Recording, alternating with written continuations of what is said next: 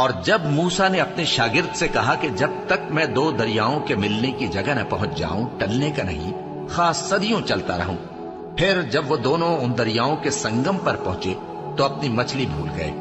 پھر اس مچھلی نے دریا میں سرنگ کی طرح اپنا رستہ بنا لیا۔ جب آگے چلے تو موسیٰ نے اپنے شاگرد سے کہا کہ ہمارا کھانا لاؤ، اس سفر سے ہم کو بہت تکان ہو گئی ہے۔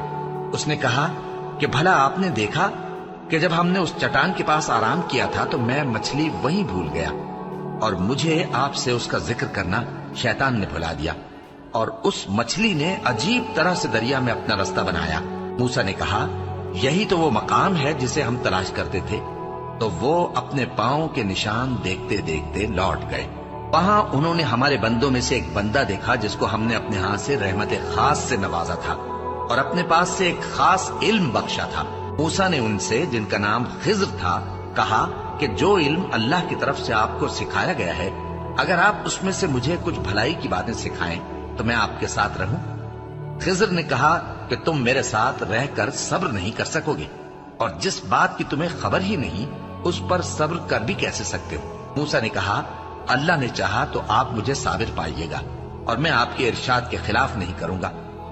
خضر نے کہا اگر تم میرے ساتھ رہنا چاہو تو شرط یہ ہے مجھ سے کوئی بات نہ پوچھنا جب تک میں خود اس کا ذکر تم سے نہ کروں۔ تو دونوں چل پڑے، یہاں تک کہ جب کشتی میں سوار ہوئے تو خضر نے کشتی کو پھاڑ ڈالا۔ موسیٰ نے کہا کیا آپ نے اس کو اس لیے پھاڑا ہے کہ سواروں کو غرق کر دی؟ یہ تو آپ نے بڑی عجیب بات کی۔ خضر نے کہا کیا میں نے نہیں کہا تھا کہ تم میرے ساتھ صبر نہ کر سکو گے؟ موسیٰ نے کہا کہ جو بھول مجھ سے ہوئی اس پر مواخذہ نہ کیجیے اور میرے معاملے میں مجھ پر مشکل نہ ڈالیے۔ پھر دونوں چلے، یہاں تک کہ رستے میں ایک لڑکا ملا تو خضر نے اسے مار ڈالا۔ موسیٰ نے کہا کہ آپ نے ایک بے گناہ شخص کو ناحق بغیر قصاص کے مار ڈالا، یہ تو آپ نے بری بات کی۔ خضر نے کہا کیا میں نے نہیں کہا تھا کہ تم سے میرے ساتھ صبر نہیں ہو سکے گا؟ انہوں نے کہا کہ اگر میں اس کے بعد پھر کوئی بات پوچھوں یعنی اعتراض کروں تو مجھے اپنے ساتھ نہ رکھیے گا کہ آپ میری طرف سے عذر کے قبول کرنے میں حد کو پہنچ گئے ہیں۔ پھر دونوں چلے، یہاں تک کہ گاؤں والوں کے پاس پہنچے اور ان سے کھانا طلب کیا۔ انہوں نے ان کی ضیافت کرنے سے انکار کیا۔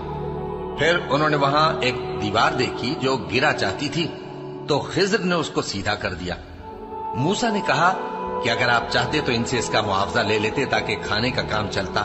خضر نے کہا کہ اب مجھ میں اور تم میں علیحدگی، مگر جن باتوں پر تم صبر نہ کر سکے میں ان کا تمہیں بھید بتائے دیتا ہوں کہ وہ جو کشتی تھی غریب لوگوں کی تھی جو دریا میں محنت کر کے یعنی کشتیاں چلا کر گزارا کرتے تھے، اور ان کے سامنے کی طرف ایک بادشاہ تھا جو ہر اچھی کشتی کو زبردستی چھین لیتا تھا۔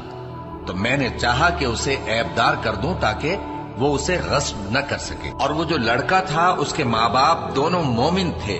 ہمیں اندیشہ ہوا کہ وہ بڑا ہو کر بد کردار ہوگا تو کہیں ان کو سرکشی اور کفر میں نہ پھنسا دے، تو ہم نے چاہا کہ ان کا پروردگار اس کی جگہ ان کو اور بچہ عطا فرمائے جو اخلاقی پاکیزگی میں بہتر اور محبت میں زیادہ قریب ہو۔ اور وہ جو دیوار تھی سو 2 یتیم لڑکوں کی تھی جو شہر میں رہتے تھے، اور اس کے نیچے ان کا خزانہ دفن تھا، اور ان کا باپ ایک نیک آدمی تھا۔ تو تمہارے پروردگار نے چاہا کہ وہ اپنی جوانی کو پہنچ جائیں اور پھر اپنا خزانہ نکالے۔ یہ تمہارے پروردگار کی مہربانی ہے، اور یہ کام میں نے اپنی طرف سے نہیں کیے، یہ ان باتوں کی حقیقت ہے جن پر تم صبر نہ کر سکے۔